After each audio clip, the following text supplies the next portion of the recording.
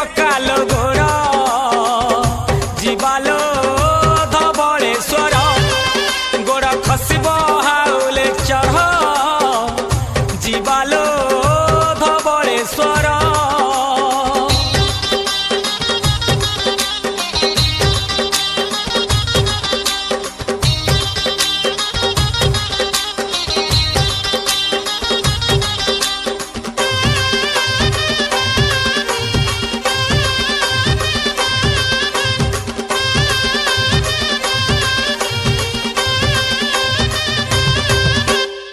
धवलेश्वरंक करुणा लभिले अंध तो पाए नयन छोटा चाली पारे मुख कही पारे निसंतानर संतान।